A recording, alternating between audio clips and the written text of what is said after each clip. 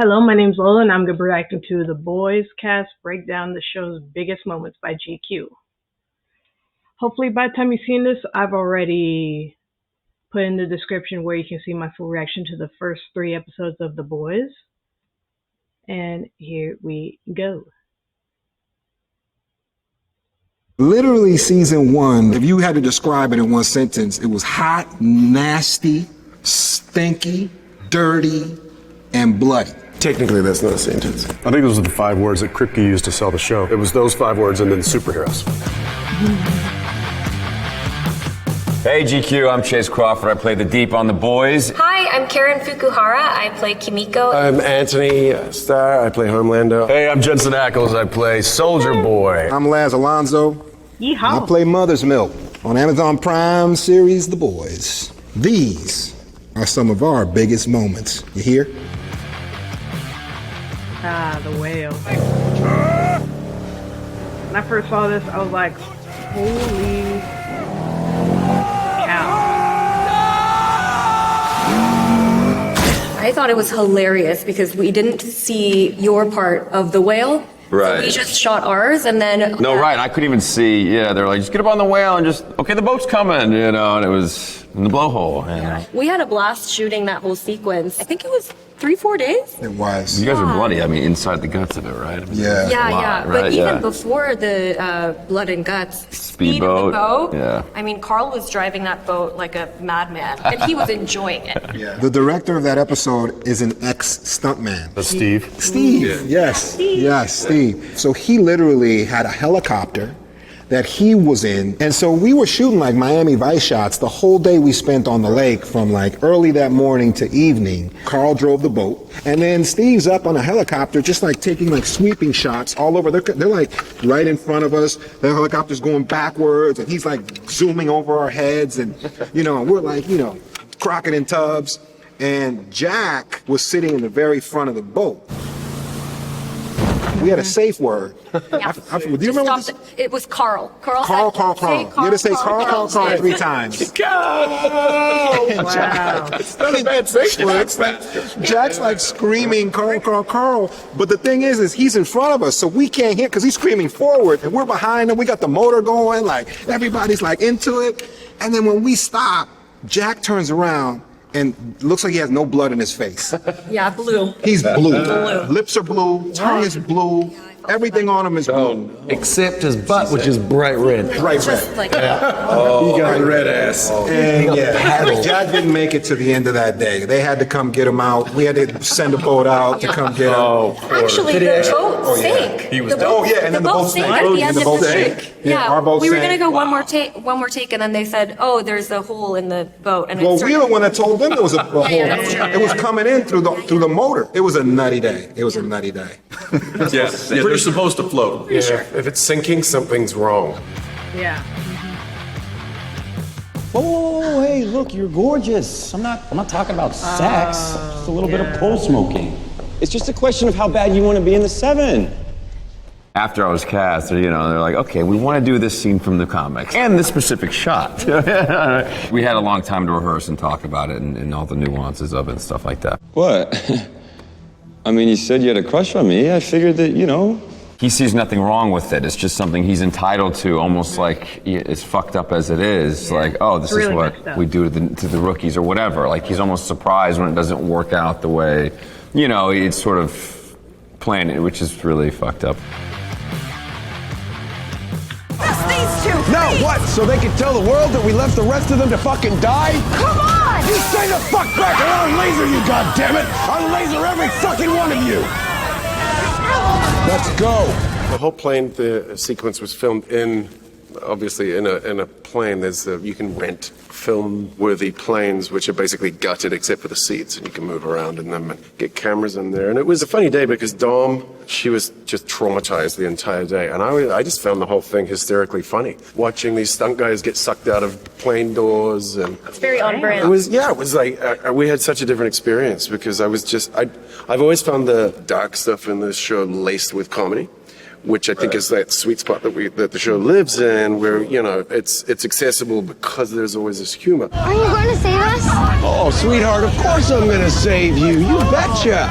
But poor old Dom had to go through that day, like, welling up and getting emotional. And so we had very different experiences, but it was definitely a fun day at work. Of course, the cherry on top was watching Chase have a dolphin fly through the windscreen at the end of the day. It's great.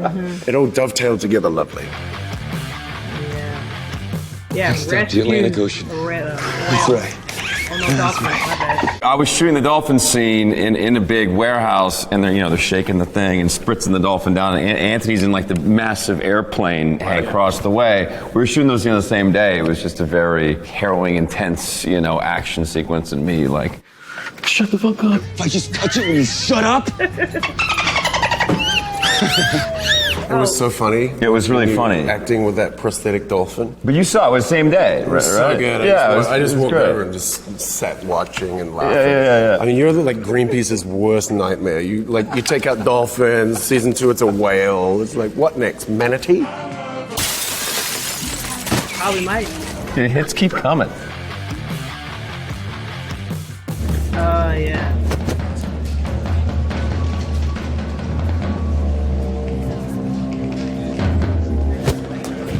Really, season 1 was probably the dirtiest season for the boys. Any dungeness, hot, no AC, dirty, like we chased her through real subway tunnels. The reason why we were able to use the subway was because we had to use the abandoned tracks 2 stories under the regular tracks, and there were no elevators, and we had to shoot overnights when the subway was closed. There were rats. There were mice and rats. On the trains. Yeah, on the trains. And then I had to be barefoot. You had to be barefoot because Yeah. your fake feet, they gave her fake prosthetic feet that didn't work. They never work. No. And she had, it was nuts. It was gross, nuts. Yeah. I guess she's, Kimiko's had a glow up since then. Yeah. Yes, luckily.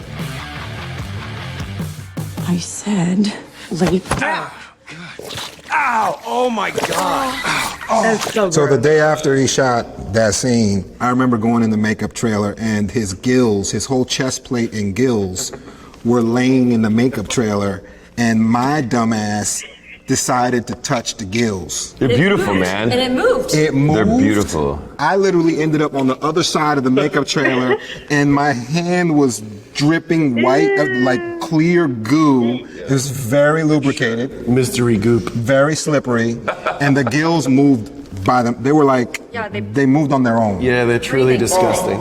And you'll never forget it. They made like a replica of my chest, so in season 1, when the deep has his comeuppance, she can, Are you like getting your fucking gills fingered? A replica of my chest is on my own chest, and they're like pumping hand pumps to make the move, and it was a lot that day. It was a lot. Yeah, it was a lot. Yeah. Ugh. Ego? Yeah.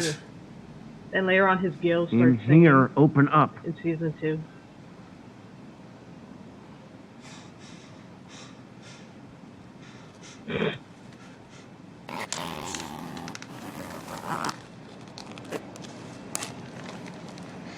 Bro, we gotta talk.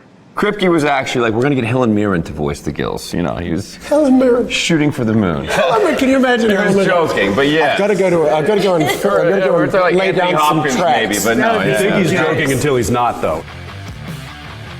Yeah, milk. The milk.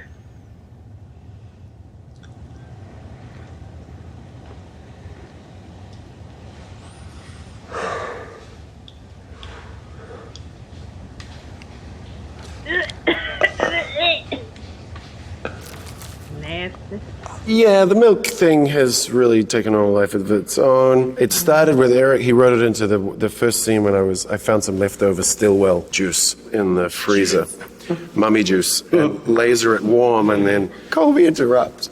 She walks in, and it was like one of those moments where I was like, oh, we just got to go for it, and be like, Oh.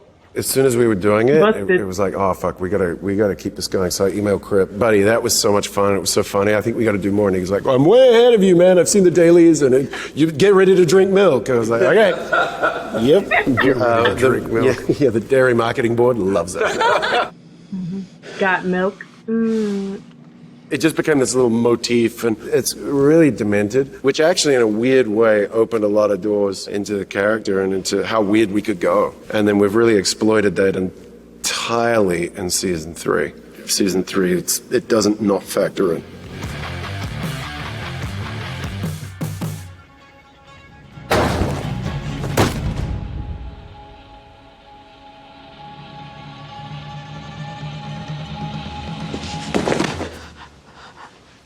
I thought it was really cool that we went through her backstory in season 2, and I had the best time working with Abraham, who plays Kenji. There was sort of this chemistry because we had this friendship offset. Isn't that your own language as well? What do you call it again? We call it KSL. KSL. Yeah, so instead of ASL, it's KSL. Kimiko's sign language. And it's 100% only spoken by Karen Fukuhara. It's 100% gibberish. Yeah. Yeah, we have a dictionary, so it's... You do? Yeah, we do. You should start selling it.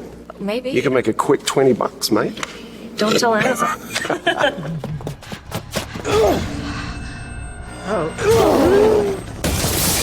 Those were some hard scenes to shoot. I think the stunt coordinators on the show are amazing, and they allow for a lot of rehearsal time. So it's not just, you show up the day before and then you learn it. Especially for season 3, John was all about prep. For each of the fights, I had maybe sometimes a month to go in and learn it all and get it in my muscle memory. It's how you make a safe set. So. Dad, please. Please don't make me jump. Yeah, this part was messed up. You called me Dad.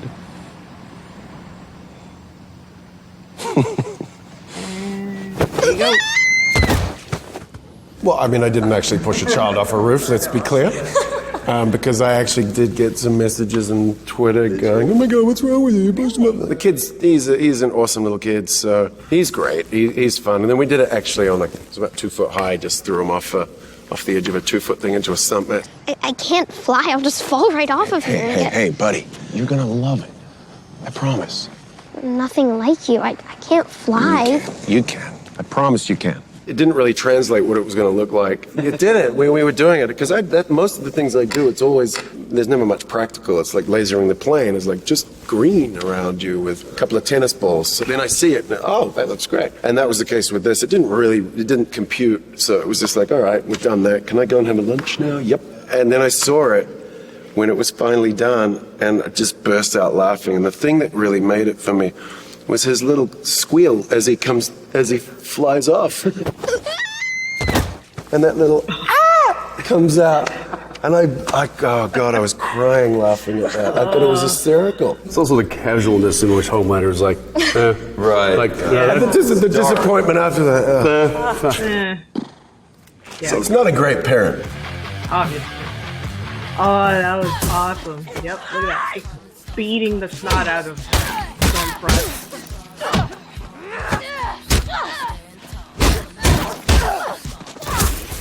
Eat my shit, you nasty bitch! Stormfront was a racist, cold-hearted bitch. So it felt good that Kimiko got to get a little bit of revenge at the end, and it was even better that it was not just Kimiko, but with all the other girls as well. Yeah, Queen made the Starlight. Yeah, we had a really great time shooting that action sequence. I would not say the same for Aya.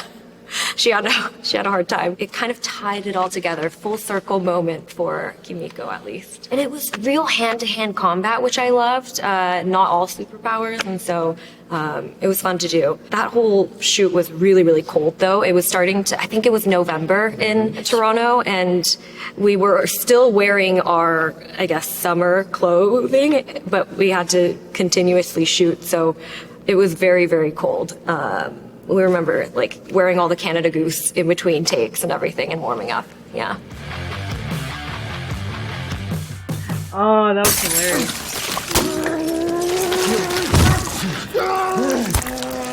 Instagram loved it. It was Laz's first favorite day. Yeah. Favorite day. I've noticed that some of my fellow cast members were taking sneaky shots unbeknownst to me while I was rehearsing. We had to. You thought Carl was pulling a prank on you. Yes. And he was explaining to Laz what happens in the script, and he didn't believe it. He comes up to everyone. He came up to me and he was like, "Karen, is he fucking with me? Is it actually happening?" I was like, "Laz, have you read that? It's in there."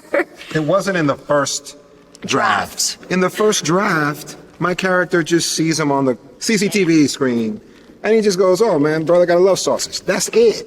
God damn.